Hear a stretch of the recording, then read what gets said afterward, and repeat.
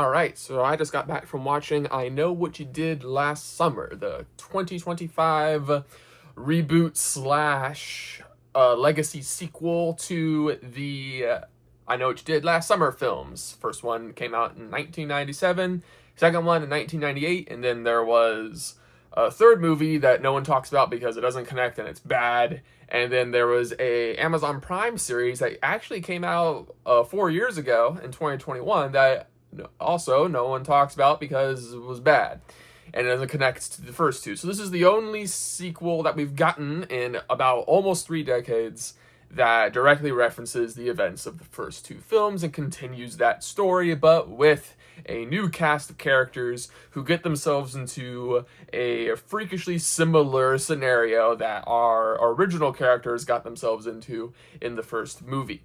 So I would say, look, I didn't think this movie was very good. I think it suffers from all of the legacy sequel failings that so many of these movies can fall into. The nostalgia teasing and stuff like that is just annoying at this point. I've seen the first two films. I didn't grow up with them like a lot of people did. I saw them later. So I have no real nostalgia for the I Know What You Did Last Summer movies. I don't even think they're that great, but, they're fine. I don't have any nostalgia for them. And I think that really hindered my enjoyment of this film because this movie is so hammering in with the nostalgia. Remember this, all and this and this and this and all that. And I'm like, yes, I've seen those movies. I remember all these things. You don't have to hammer it home all the time. If I grew up with these movies and, watch them when I was a teenager and have a lot of nostalgia for them, then maybe I would be enjoying all of this. But because I didn't, it was really annoying to me. So yeah, that was a big hindering on my enjoyment. The other thing is some of these characters are a little annoying and not very smart, which is, a common thing in horror movies, especially slasher films. And I'm not going to say the characters in the first two were complete geniuses all the time either. So this is less of a big deal to me, but that did grate on my nerves a little bit. One thing this movie does do well is it handles the killer and the killer's connection to the accident that our main characters cause in the beginning of the movie a lot better than the original movie does. That's the biggest problem with the original movie, in my opinion, is the killer ends up having it is connected to the accident, but he is just so in the most impersonal way possible that takes all the questionable morality of the movie's premise away. And it's just, oh, this is just a normal, big scary monster serial killer movie. And it takes all of the, the moral questions away. This movie does a much better job of connecting the killer and the reason why the killer is doing what they're doing to the accident in the story and actually doing that. So I did appreciate that there was a bit more of an emotional connection to the reasons why the killer was, going crazy and killing people.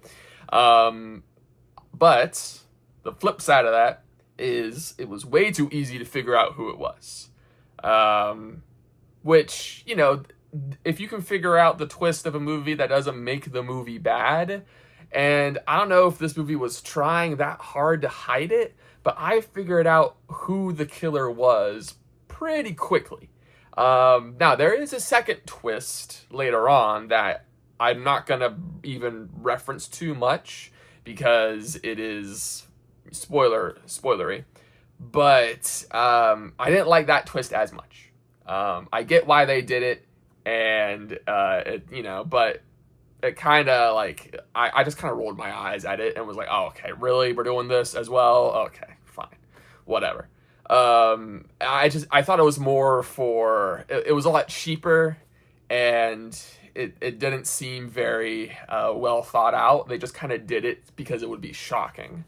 But the first reveal, before the second one, the first reveal was very predictable, but it did connect the killer to the accident in a much more authentic and emotional way than the first movie ever did. So I will give the movie props for that.